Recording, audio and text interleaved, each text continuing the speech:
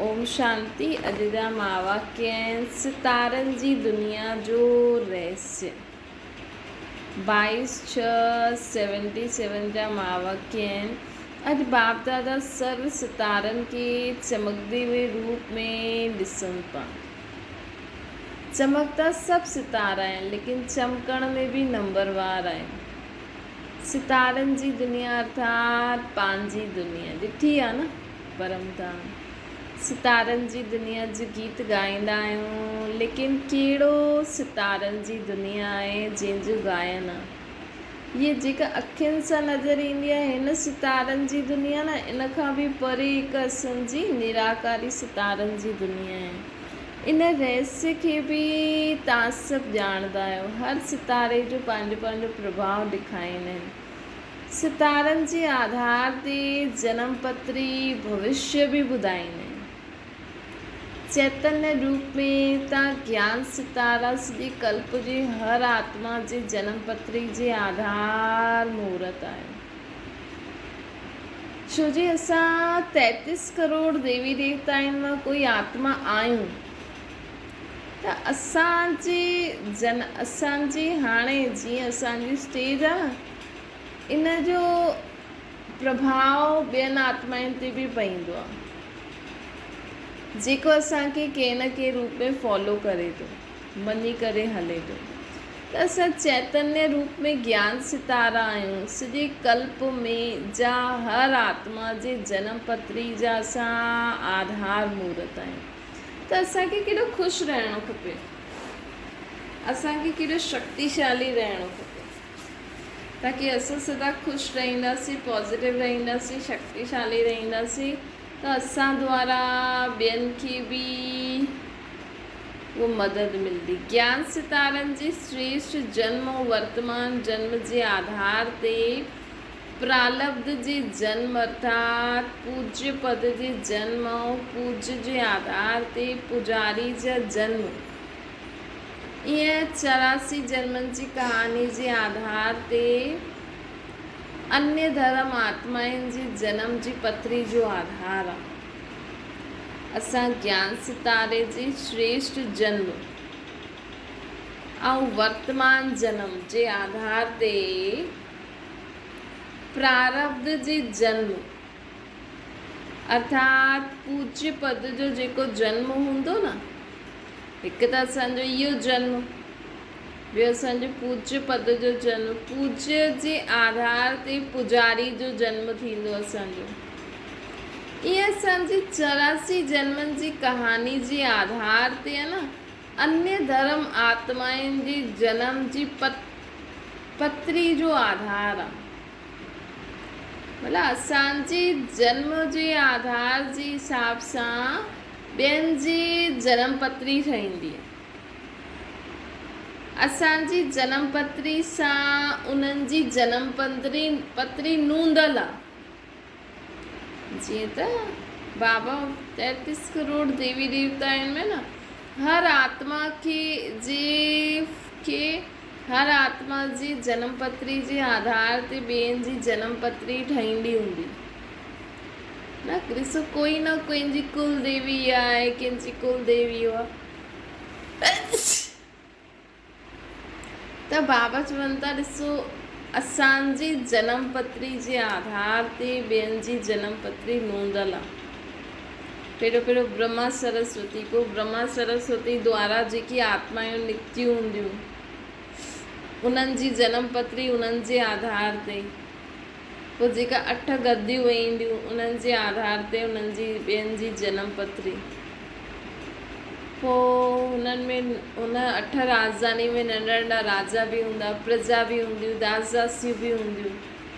त ईअं करे टोटल 33 करोड़ देवी देवता आहिनि।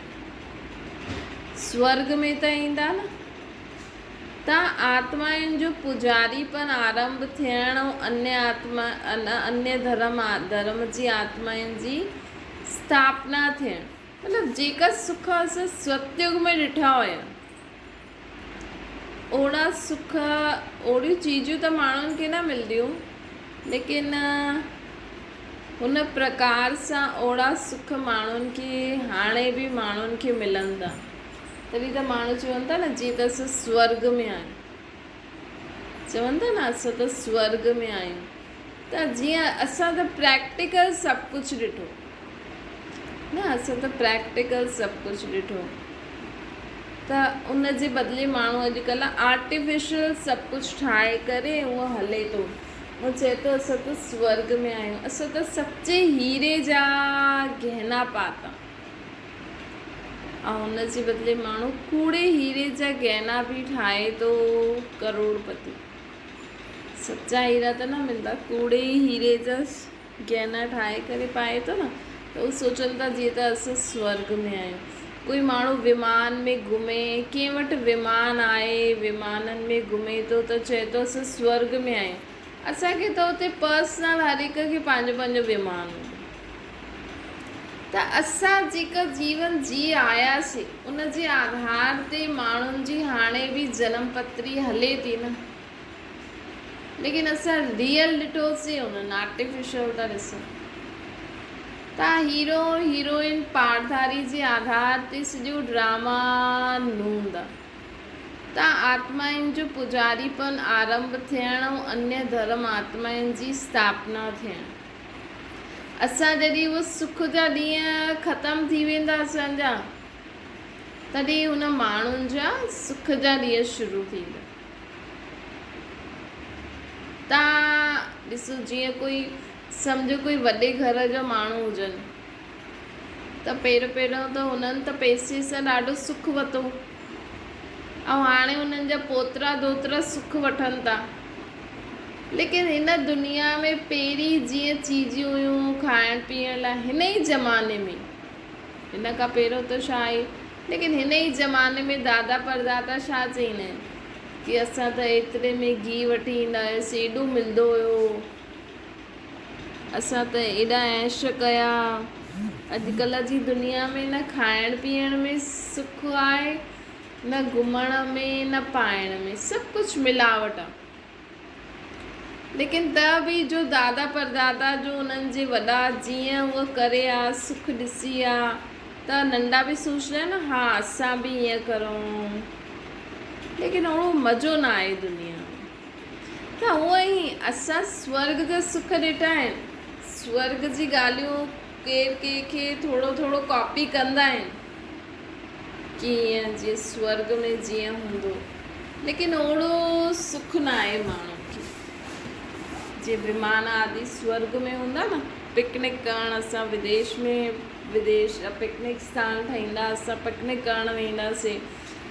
हाणे बि जंहिं वटि पैसो हूंदो आहे उहो वेंदो आहे न छुटियुनि में पिकनिक, छुटियूं मल्हाइण विदेश में वेंदो, घुमणु वेंदो।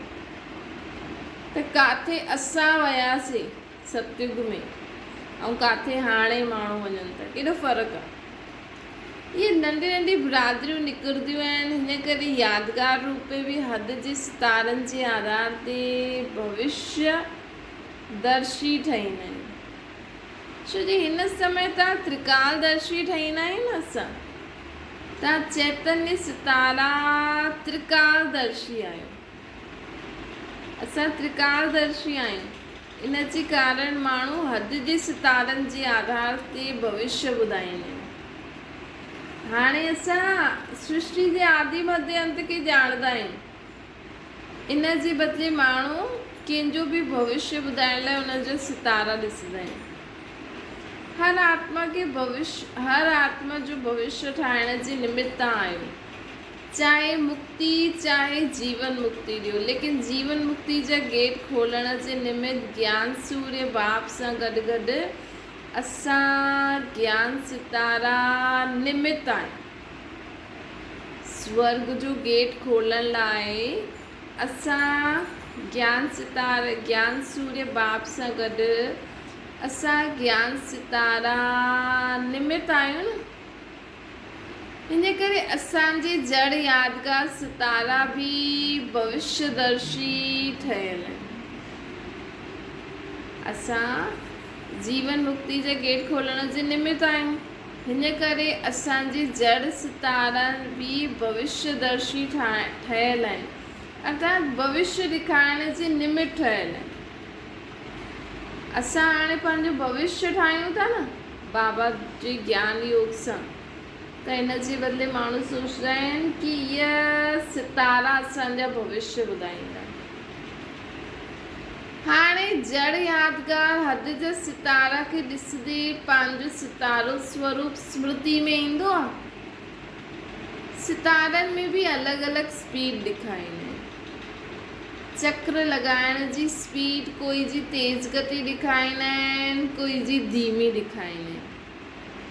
कोई सितारो संगठन रूप में आहे, कोई सितारो हिकु ॿ से कुझु दूर सां दूर ई ॾेखारींदा आहिनि कंहिं सितारनि खे। कोई बार बार जॻह बदिली कंदो आहे। हिते बि ईअं ई आहे न, कोई आत्मायूं त संगठित रूप में रहंदियूं आहिनि, कोई आत्मायूं हिक ॿिए सां अलॻि अलॻि रहंदियूं आहिनि। मतिलबु ब्रह्मण परिवार में बि किथे कुझु थींदो रहंदो आहे। कॾहिं कॾहिं त जॻह बदिली करे छॾींदा आहिनि, हिन जॻह खां होॾे हली वेंदा आहिनि। कोई पुछल तारो बि हूंदो आहे। त इहे सभु प्रकार असां में बि, ये चैतन सितारों में भी जो विशेषता, जो क्वालिटी, जो भी कमी कमज़ोरी आहे, उहा पोइ हुन सितारनि में भी ॾेखारींदा आहिनि। ये सभु प्रकार जे चैतन्य सितारा जी स्थिति, पुरुषार्थ जी स्पीड, अचल ऐं हलचल जो रूप, संगठित रूप में। त बाबा असांखे चवनि था कि ये सभु प्रकार जी चैतन्य सितारनि जी स्थिति, पुरुषार्थ जी स्पीड, असां सितारनि जी स्थिति छा आहे, असां सितारनि जी स्पीड छा आहे, कंहिं स्पीड सां असां पुरुषार्थ था करूं, असां हलचल में आहियूं, अचल रूप में आहियूं, संगठित रूप में आहियूं, सेवाधारी व सर्व स्नेही व सहयोगी जो रूप आहे, श्रेष्ठ गुण कर्तव्य जो स्वरूप यादगार रूप में जड़ सितारनि में ॾेखारे अथनि। असांजी स्थिति, पुरुषार्थ जी स्पीड, असां अचल हलचल जो रूप जो संगठित रूप में थींदो आहे, सेवाधारी, सर्वस्नेही, सहयोगी पंहिंजो स्वरूप, श्रेष्ठ गुण ऐं कर्तव्यनि जो असांजो स्वरूप आहे, उन हिसाब सां सितारनि जा नक्षत्र वेही ठाहिया अथनि। हिते असां छा था करूं, हुन जे बदिले माण्हू जड़ सितारनि में ॾिसनि था।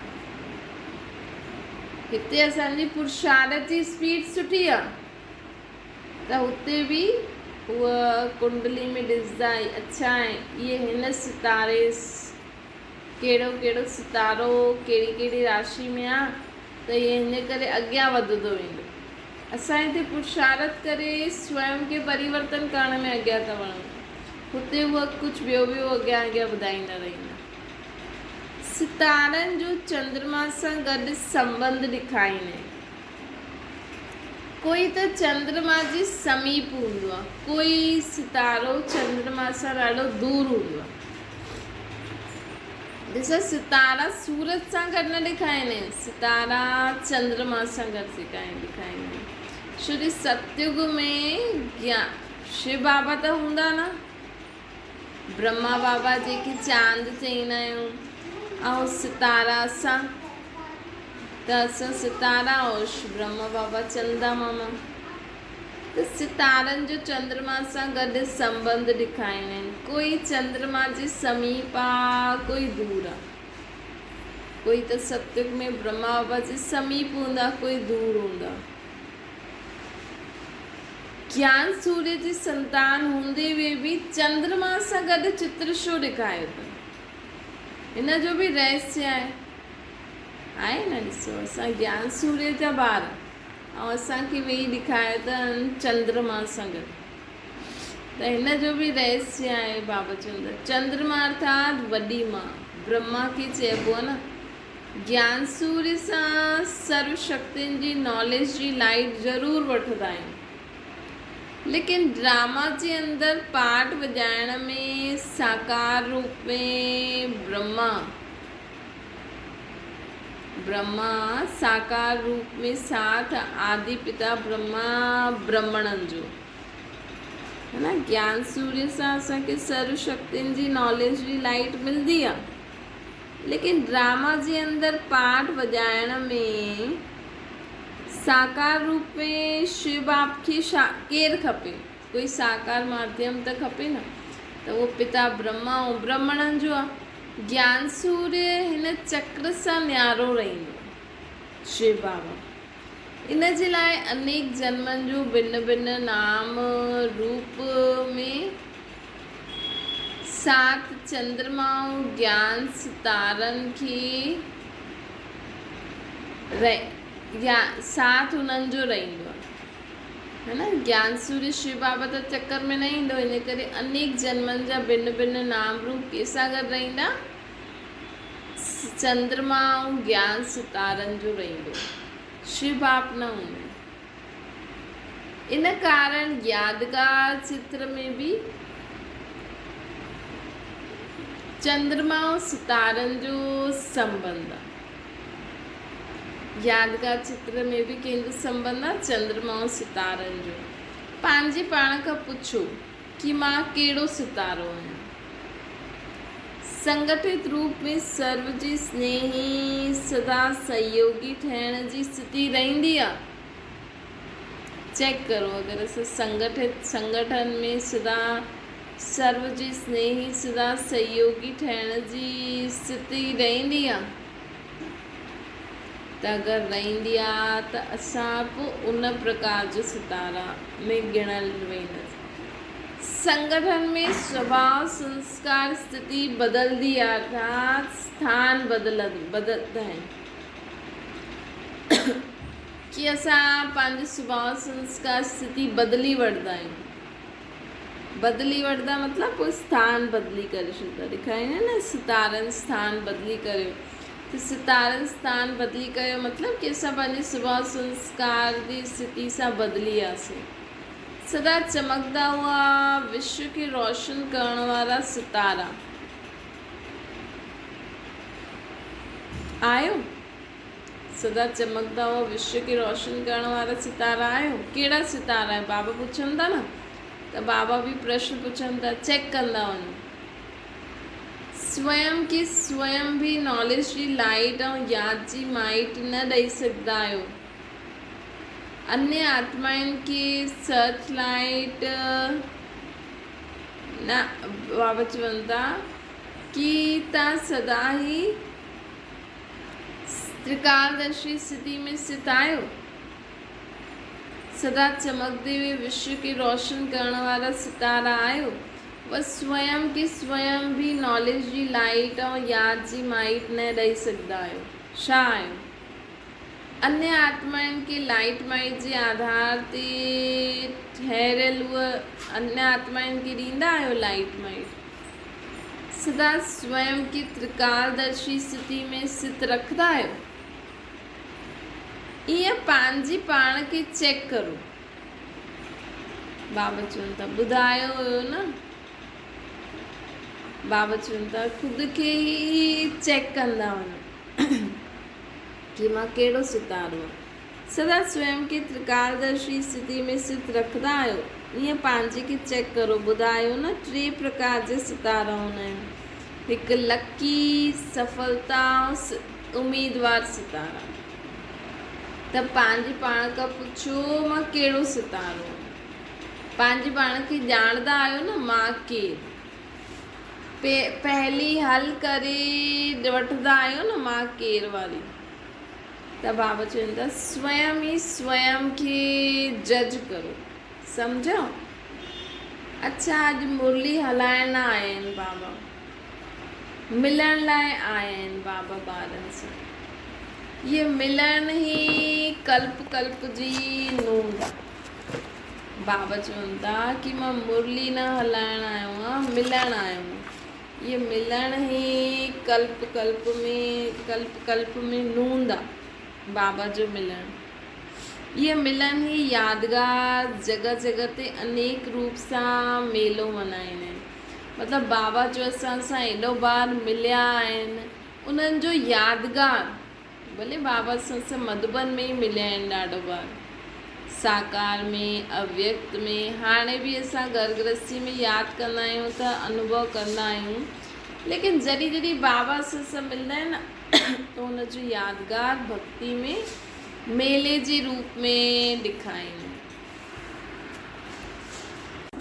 हाणे बाबा पार्टियुनि सां मुलाक़ात था करनि। बाबा चवनि था सदा स्वयं की हर कर्म कंदे हुए तन जे बि मन जे बि प्रवृत्ति जे बि ट्रस्टी सम्झी करे हलंदा आहियो। ट्रस्टी जी विशेषता छा थींदी आहे? हिकु शब्द चऊं, ट्रस्टी अर्थात नष्टो मोह। बाबा ॾाढे समय खां असांखे हिन ई पॉइंट ते पको था कराइनि कि ख़ुदि खे ट्रस्टी सम्झो, अर्थात मुंहिंजो कुझु बि न आहे, मां आत्मा मुंहिंजो बाबा, बाक़ी सभु बाबा जो। हिन ॻाल्हि खे असांखे अनुभव करिणो आहे। असांखे बाबा ॾाढे समय खां ॿुधाइनि था, लेकिन हिनखे अनुभव करिणो आहे। कीअं करो? पंहिंजे शरीर खां ई शुरू करो कि शरीर बि जेके मुंहिंजो मुंहिंजो चई करे असां एॾो उहो था करूं त हीअ मुंहिंजो शरीर न, इहा बाबा जो ॾिनल आहे सेवा करण लाइ। त मूंखे हिन शरीर जी संभाल छो करणी आहे, मूंखे हिन शरीर खे स्वच्छ छो रखिणो आहे? छो जी बाबा ॾिनो अथई कार्य सेवा जे लाइ। ऐं ॿियो देह जे संबंध, पदार्थ, वस्तु, वैभव, ये देह जे संबंधी बि मुंहिंजा न आहिनि। मूंखे हिननि जी पालना जे लाइ मां कमाया नथो, रोटी नथी ठाहियां, घर नथी संभालां, मां त बाबा जे ॿारनि जे लाइ सभु करां थी। त देह जो संबंध, देह जे संबंध जो बि पदार्थ आहिनि, त इहे पदार्थनि जी बि देखभाल मूंखे पंहिंजे लाइ न करणी आहे, इहे बाबा जो सामान आहिनि। हिन करे मूंखे हिननि जी देखभाल ध्यानु बि रखिणो आहे, मतिलबु कोई चीज़ ख़राबु न थिए, कोई चीज़ वेस्ट न वञे। अगरि ख़राबु थिए थी, वेस्ट वञे थी त बाबा खे तुरंत ॿुधायूं।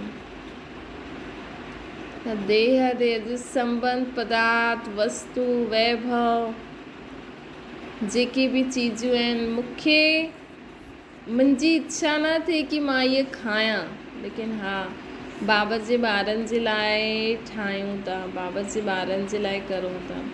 त ट्रस्टी जो कंहिंमें बि ममत्व न हूंदो आहे। छो जी मुंहिंजोपन न हूंदो आहे, हुनखे कंहिंजी आसक्ति बि न थींदी आहे कि इहे करां, इहे खायां, हेॾे वञां, इहे घुमां। मुंहिंजे में मोह थींदो आहे।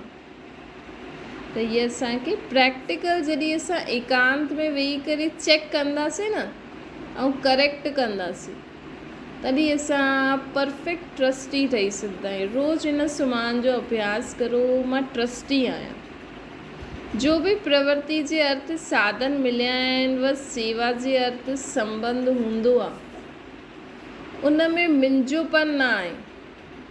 लेकिन इहे बाप दादा मूंखे ॾिनो अथई अमानत सम्झी करे सेवा कंदा। वह साधननि खे कार्य में लॻाईंदे हुए त सहज ई ट्रस्टी ठही वेंदो। अमानत सम्झी करे अगरि सेवा कंदव न ऐं साधननि खे कार्य में लॻाईंदव त सहज ई छा ठही वेंदो? ट्रस्टी ठही वेंदो। त बाबा चवनि था कि असांखे छा ठहिणो आहे? ट्रस्टी ठहिणो आहे। हुन जे लाइ देह जो संबंध, पदार्थ, वस्तु, वैभव, सभु कुझु बाबा जो ई सम्झी करे असांखे कार्य में लॻाइणो आहे। ट्रस्टी अर्थात मुंहिंजोपन समाप्त।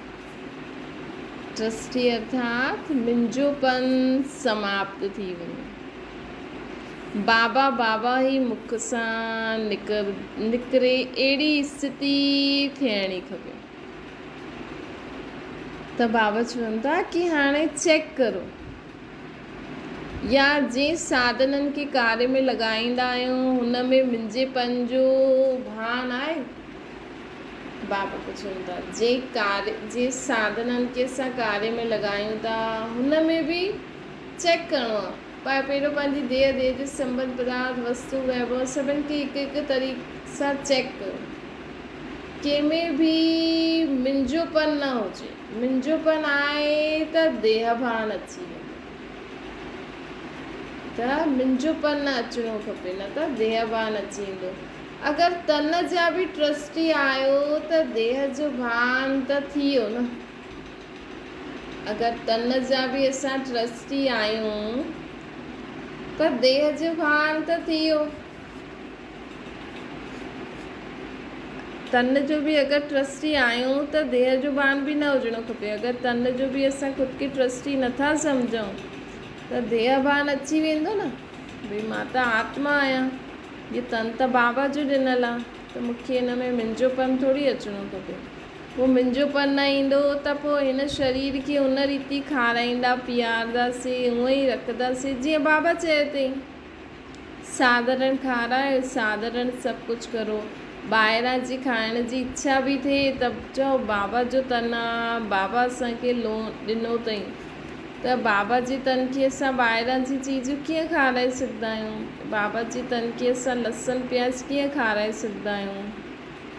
अगरि खारायूं था त सम्झो असां पूरो पंहिंजी देह बाबा खे न ॾिनी आहे। तव्हां चओ बाबा न छा करूं, न त हिनखे छा खारायूं? हाणे उहो त बाबा ॼाणे, बाबा जो कमु ॼाणे न। असां अगरि जेको बि हूंदो, जेको बिना लहसुन प्याज जो हिन शरीर खे ॾींदासीं, बाबा खे पंहिंजी देह खे कुझु सुठो ॾियणो हूंदो त ओड़े रीति बाबा असांखे सुविधा बि ॾींदो। असां त बाबा खे ॾेई छॾियो न, बसि मूंखे त बाबा जी देह खे लहसुन प्याज न खाराइणो, मूंखे त बाबा जी देह खे ईअं श्रृंगारणो, हीअं सभु न करिणो आहे। बाबा जी देह आहे, बाबा चए थी मुंहिंजी देह खे साधारण रखो।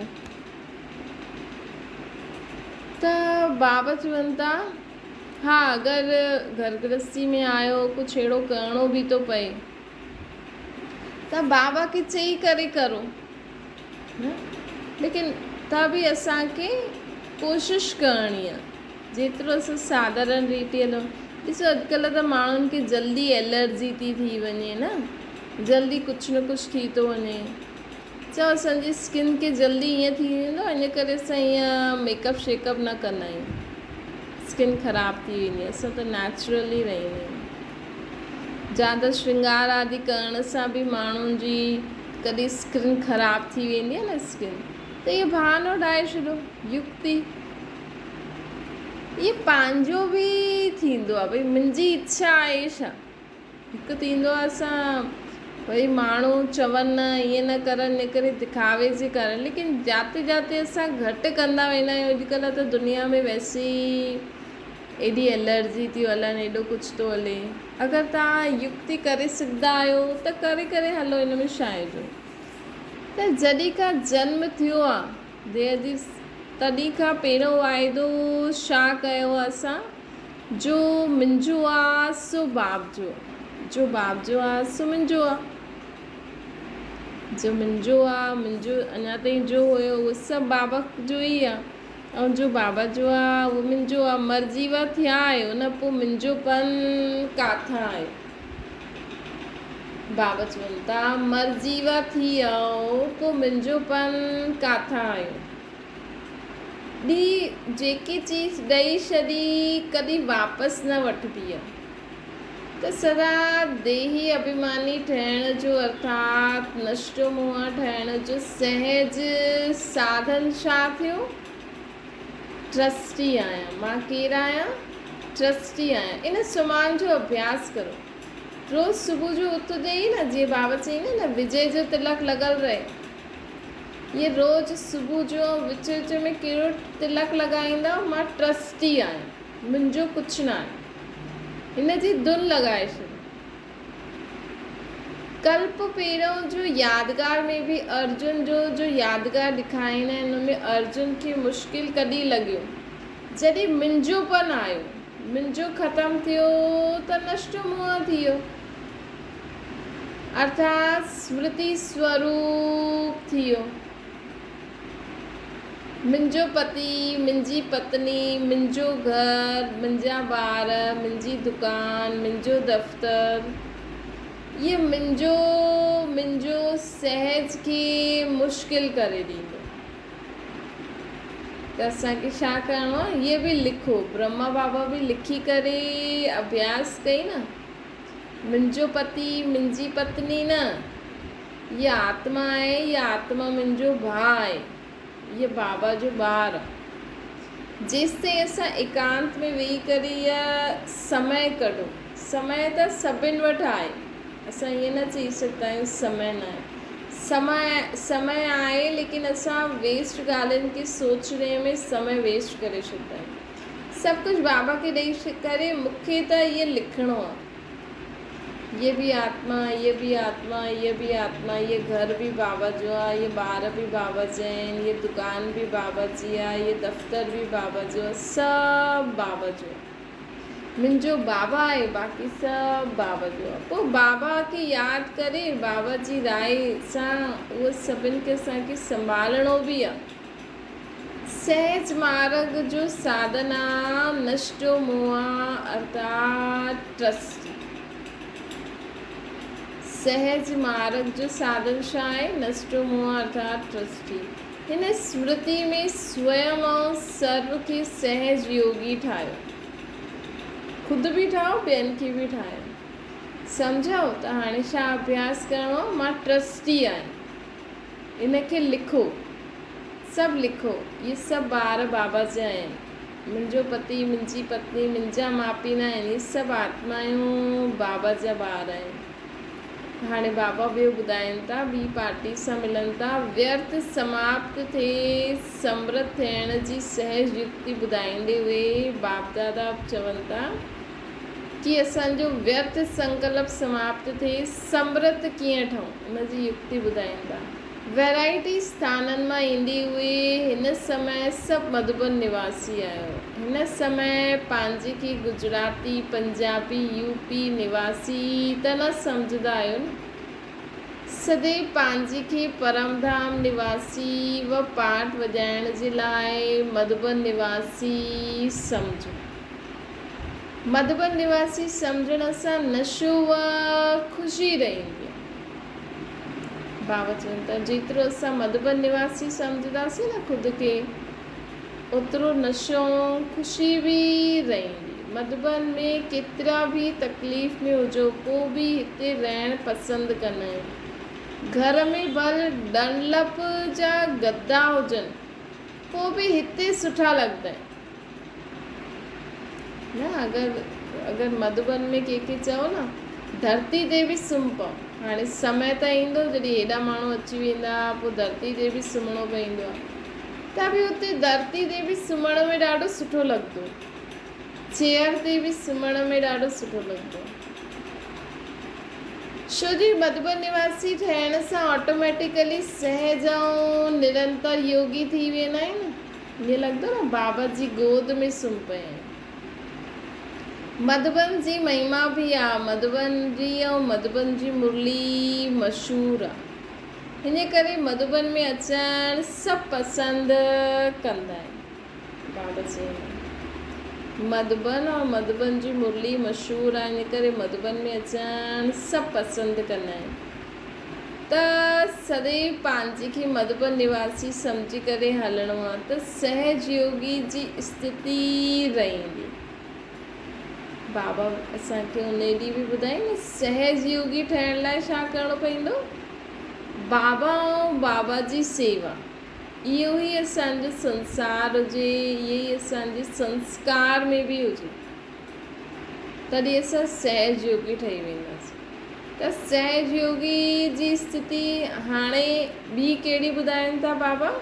कि सदैव ख़ुदि खे छा सम्झो? मधुबन निवासी सम्झो, त सहज योग जी स्थिति बि थी वेंदी। मधुबन यादि अचण सां स्थिति सदा ख़ुशि थी वेंदी आहे।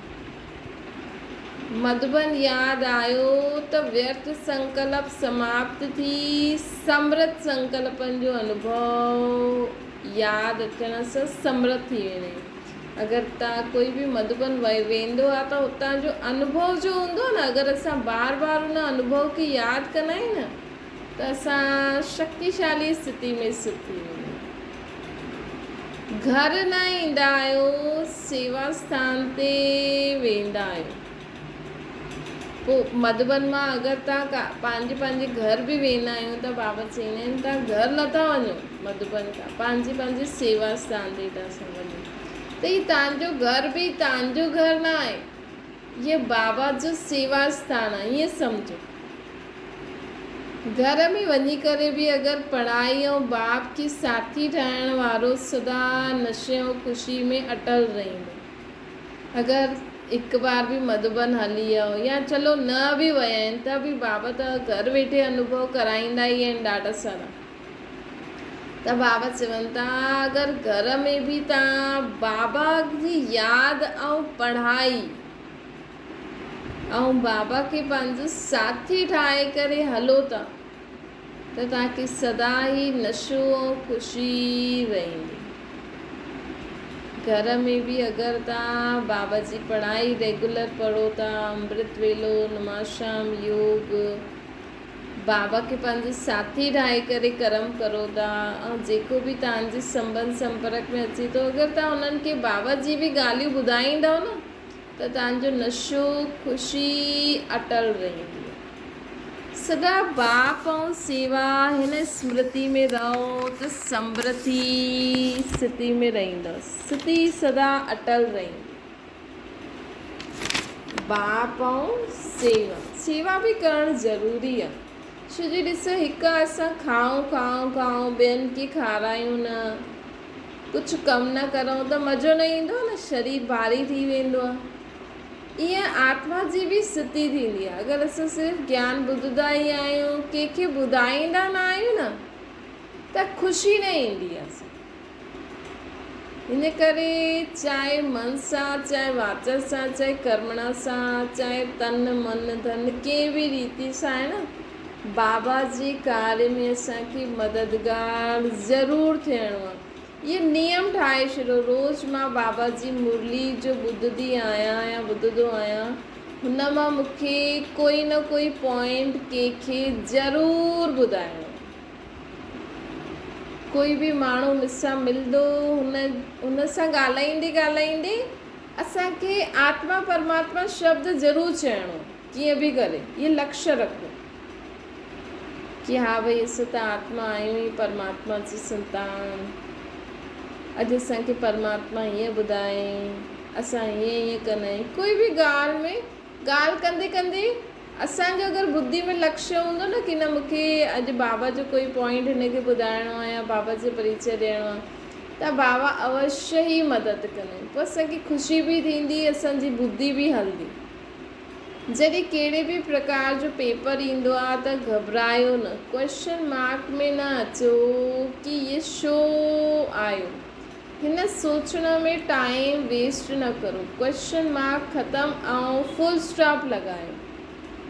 मां आत्मा बिंदी, बाबा बिंदी, जो ॻाल्हि थी वई बिंदी बिंदी बिंदी बिंदी, तॾहिं ई असां क्लास चेंज थींदी असांजी, अर्थात असां पेपर में पास थी वेंदासीं। त पेपर में पास थियण जो सहज तरीक़ो कहिड़ो आहे? बिंदी बिंदी बिंदी बिंदी बिंदी।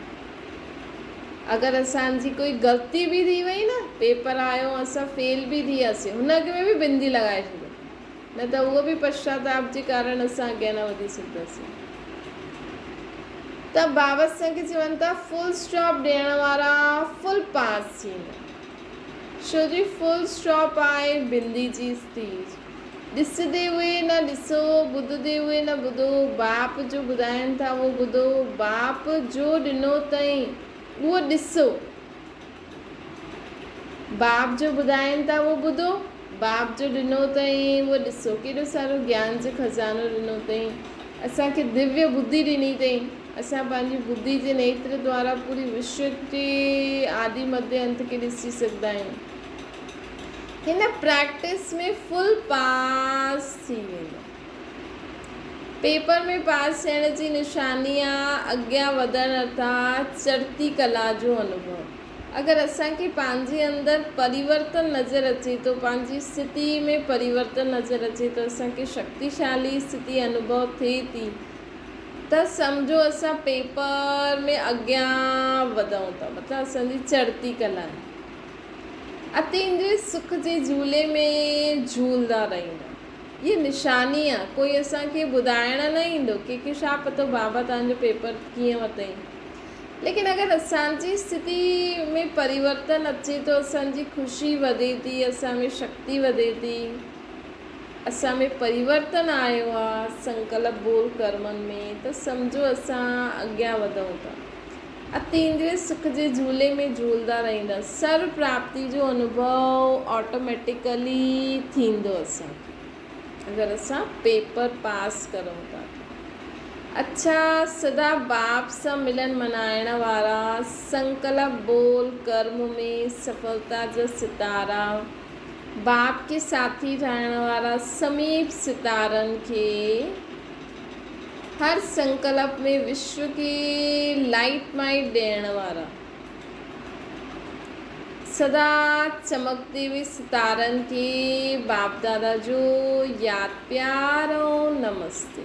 असांजी बि बाप दादा खे यादि प्यार, गुड मॉर्निंग ऐं नमस्ते। अच्छा, ओम शांति। बाबा खे यादि करो।